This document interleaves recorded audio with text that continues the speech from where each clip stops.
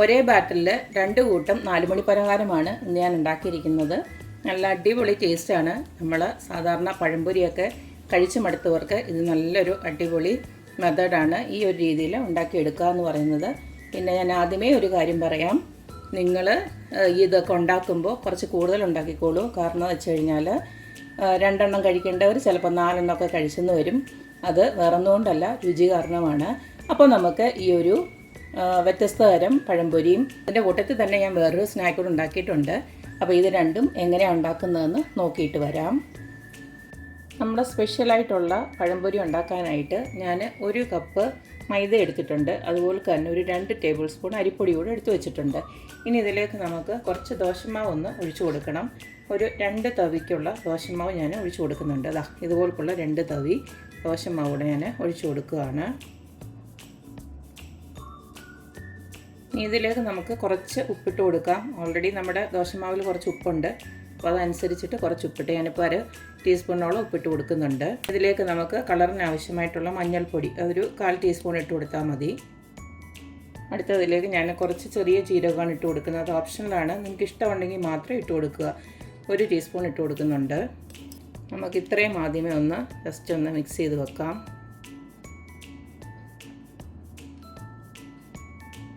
അടുത്ത നമ്മളിതിലേക്ക് ഇട്ട് കൊടുക്കുന്നത്, ഞാൻ ഒരു 2 വലിയ സവാള അരിഞ്ഞു വെച്ചിട്ടുണ്ട്. അത് പൊടിയായിട്ട് അരിഞ്ഞു വെച്ചിരിക്കുന്നത്. പിന്നെ അതുപോലെ തന്നെ കറിവേപ്പില അതും ചെറുതായിട്ട് അരിഞ്ഞു വെച്ചിട്ടുണ്ട്. പിന്നെ 2 പച്ചമുളക്, അതുപോലെ ഇഞ്ചി, ഇതെല്ലാം കുനുകുനെ അരിയണം. എന്നിട്ട് നമുക്ക് ഇതിലോട്ടൊന്ന് ഇട്ട് കൊടുക്കാം.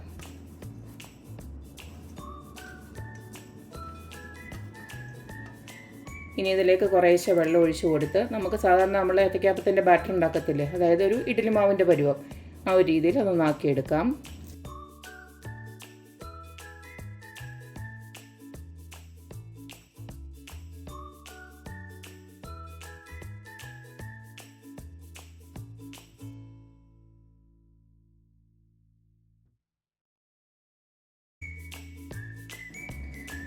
ഈ ഒരു പരുവത്തിൽ നമ്മൾ ഈ ഒരു മാവാക്കി എടുത്തിട്ടുണ്ട്.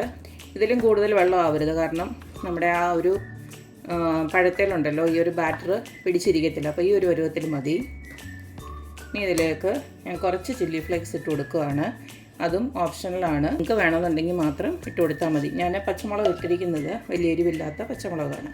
അപ്പോൾ കുട്ടികളൊക്കെ ഉണ്ടെങ്കിൽ ഈ ഒരു ചില്ലി ഫ്ലേക്സ് വേണമെങ്കിൽ ഒഴിവാക്കാം. അപ്പോൾ ഇവിടെ ബാറ്റർ റെഡി ആയിട്ടുണ്ട്. ഇനി ഞാൻ ഇതുപോലത്തെ നേന്ത്രപ്പഴമെല്ലാം ഞാൻ ഇതുപോലെ കട്ട് ചെയ്ത് വെച്ചിട്ടുണ്ട്. 6 എണ്ണമായിട്ട് ഇതുപോലത്തെ ചെറിയ സ്ലൈസായിട്ടാണ് ഞാൻ കട്ട് ചെയ്ത് വെച്ചിരിക്കുന്നത്. അതൊക്കെ നിങ്ങളുടെ ഇഷ്ടം അനുസരിച്ചിട്ട് കട്ട് ചെയ്യാം. പഴംപൊരി ഉണ്ടാക്കാനായിട്ട് ഇതുപോലത്തെ ഒരു പാനിലോട്ട് ഞാൻ സൺഫ്ലവർ ഓയിലാണ് ഒഴിച്ചു കൊടുത്തിരിക്കുന്നത്. നിങ്ങൾക്ക് വേണമെങ്കിൽ വെളിച്ചെണ്ണ വേണമെങ്കിലും യൂസ് ചെയ്യാം. ഇനി ഇതുപോലത്തെ ബാറ്ററിൽ, നമ്മുടെ ഉണ്ടാക്കി വെച്ചിരിക്കുന്ന ബാറ്ററിൽ ഓരോ നേന്ത്രപ്പഴവും ഇതുപോലൊന്ന് മുക്കിയതിന് ശേഷം ഇതുപോലൊന്ന് ഇട്ട് കൊടുക്കുക.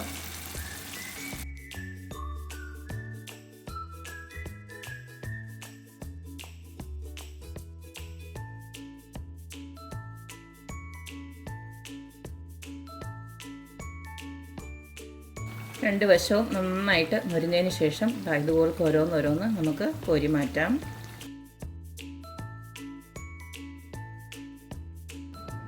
ഇനി ബാക്കിയുള്ളത് നമുക്കിതുപോലെ തന്നെ വറുത്തെടുക്കാം.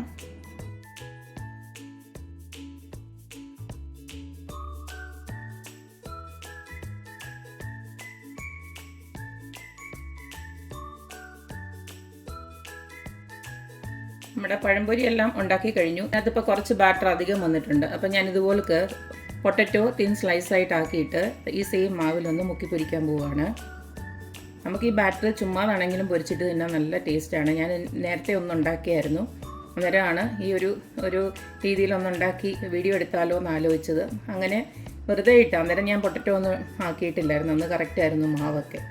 അപ്പോൾ ഇപ്പോൾ ഇത്തിരി മാവ് അധികം വന്നത് വെറുതെ കളയണ്ടെന്ന് വിചാരിച്ചിട്ട് നമ്മൾ പൊട്ടറ്റോ വെച്ചിട്ടൂടെ ആക്കിയെടുക്കുകയാണ്.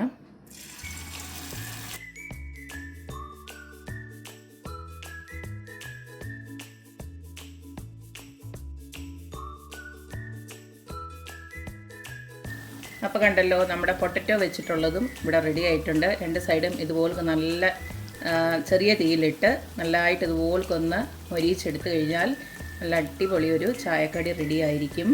അപ്പം ഇതൊക്കെ കുട്ടികൾക്കൊക്കെ നല്ലതായിട്ട് ഇഷ്ടമാകും.